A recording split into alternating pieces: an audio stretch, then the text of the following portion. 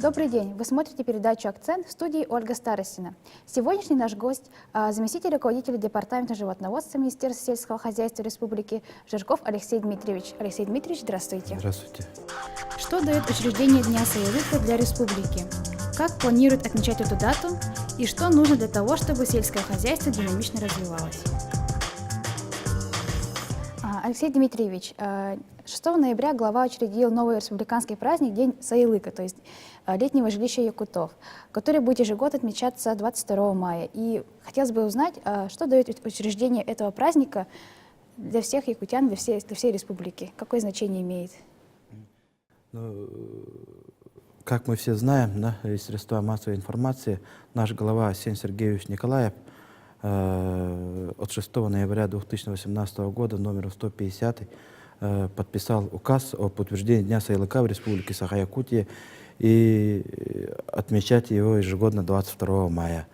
Но если немножко пройти по истории, у нас 22 мая является Николиным днем. По якутскому поверью, с этого дня у нас наступает лето.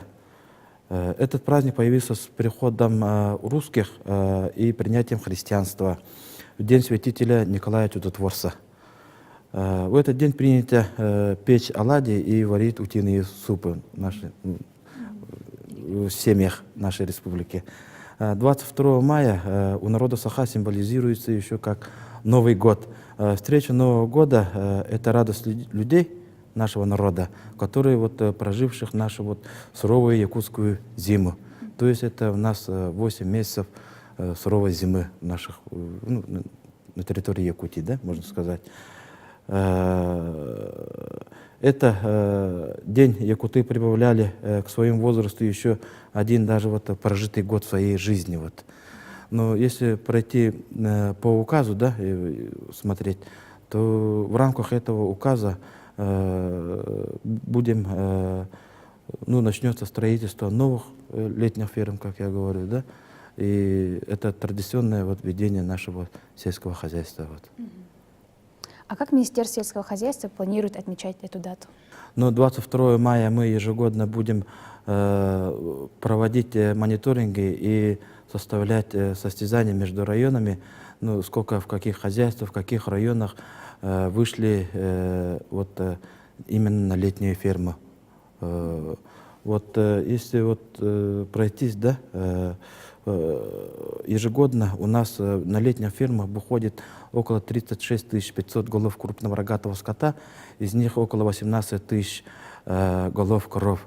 Это 22% от всего маточного поголовья крупного рогатого скота в нашей республике.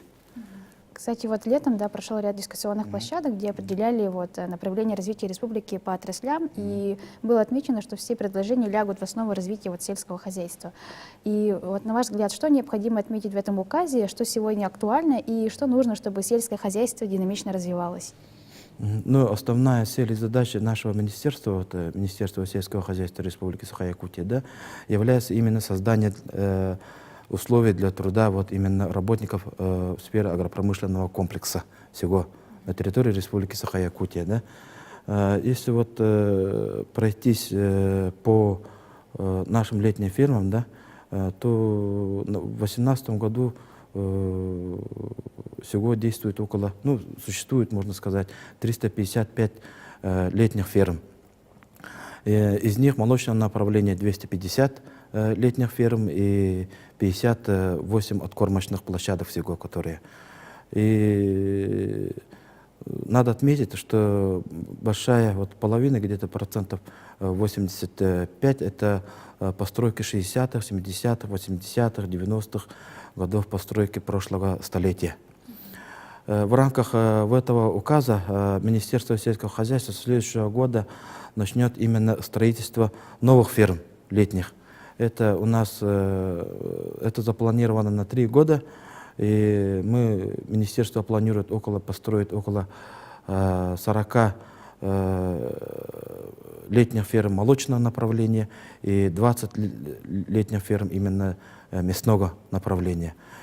Ну, всего у нас механизированных летников с доильными установками имеется 198, из них вот 152 находятся именно вот в организованных формах хозяйства. Всего, да, ежегодно на летний выходит около полтора тысячи работников, вот, в том числе вот дуэров 700 человек работников и 300 пастухов, 250 техников-ассиминаторов, а также вот 150 учетчиков по молоку. У нас на сегодняшний день валовый надой в летних фермах производится около 84 тысяч тонн молока ежегодно. И через 3 года, в 2022 году, мы должны добиться, реализовав эту господдержку на территории Республики Саха-Якутия, выйти на 87 тысяч тонн молока валовой продукции на территории Республики Саха-Якутия. Ну, следует отметить, да, что на сегодняшний день в республике по летним фермам имеется ряд проблем, которые существуют. Это, во-первых, это снабжение электричества, дороги и создание условий труда, вот, можно сказать. Вот данная поддержка частично решит эти проблемы данные. А вот есть ли положительная динамика в поголовье КРС на этот год, да? И вот насчет коровников тоже хотелось бы узнать. В рамках государственной программы в Республике Саха-Якутия, да, именно у нас есть поддержка именно на строительство животноводческого комплекса на 120 голов, на 240 голов. В прошлом году мы ввели 11 коровников, в этом году ввели мы 2 коровника. Но на следующем году мы планируем где-то ввести от 5 до 7 животноводческого комплекса. Это от 600 до 840 скотомест ежегодно. А получается, только всего 2 ввели, да? Это с чем связано, получается? Ну, это связано, во-первых, это бюджет. Финансовые вопросы.